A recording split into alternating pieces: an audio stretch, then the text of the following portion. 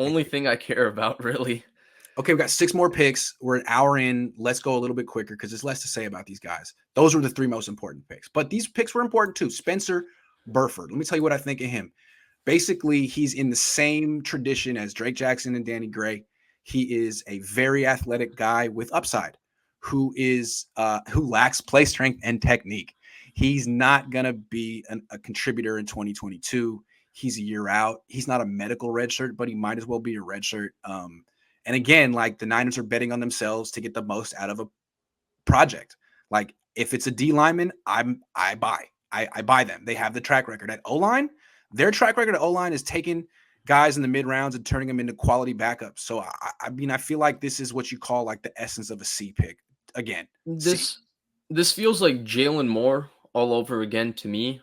We'll see what happens with Jalen Moore. I know a lot of people really liked how he looked in camp last year. I think even you thought he was pretty good, and you thought he's going to be something. It was just for him. Well, one, he had to learn like multiple. He had a couple positions. good preseason games. Yeah, he did, and he played okay when he had to fill in that one game at left tackle for Trent Williams. Yes, it was not bad. He got replaced real quick at right tackle, but again, some people just can only do one side. Right. Yeah. So I'm actually, if there's one offensive lineman I'm a little bit bullish on going into this year, that's one of these young guys. Even though I was high on Banks, it would be Jalen Moore because a lot of people who go to the practices too, like Kyle Posey was telling me, like he really stands out as an athlete relative to the rest of the offensive line. Like he really moves well. I think you also said the same thing. So I think he's kind of the same way. I think he's going to be kind of their guard tackle kind of backup offensive lineman this year. I think for a 4th round pick, having starter upside is nice. I think that's kind of the biggest issue, right? Like the Niners do need a couple guys to have be, defined starters, but you're not going to find much else other than starter upside in the 4th round, especially if you're talking positions like tackle, guard. And all I'm saying is basically I don't really trust the Niners to turn a project offensive lineman into a quality starter. Maybe they can. I think Jalen Moore will give us a good frame of reference. We'll see how he is this year. And if he is good, then I think Spencer Burford has got a good chance too.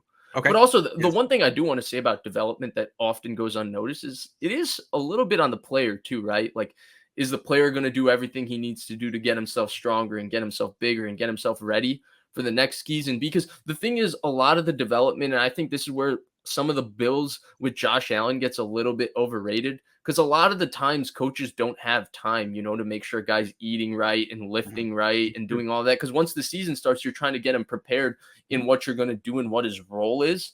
So the physical stuff, really, like Josh Allen's throwing and stuff and getting more accurate and getting more comfortable within the offense and all that, was Josh Allen putting time on his own.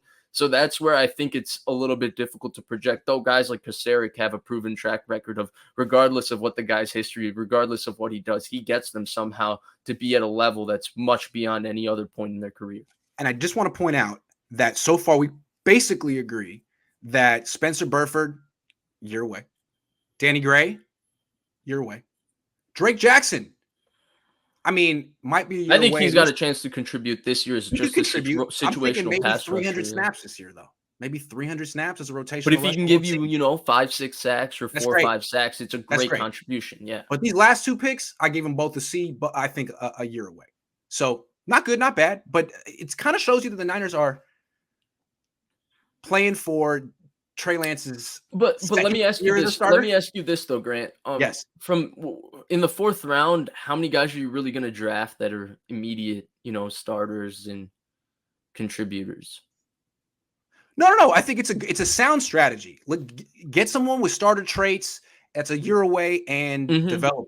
I just wonder if the Niners can do it on the offensive line. I'd like to know. I now understand your line of thinking. Yeah. I get it now. It's not that they shouldn't draft these guys, right? Like, these guys make sense. It's just that you would prefer to draft these guys while having a guy that's a veteran who's been around, done that, and has a track record of being. I mean, the Niners have a needed guard, right? Like, I wouldn't expect these 2 guys. It'll be in the competition, but I don't think these guys are. It's going to be McKivitz, Banks. It's so tough for offensive linemen, man. Yeah. It's so tough for offensive linemen because we were talking about the strength discrepancy, and this is something like I've been learning too.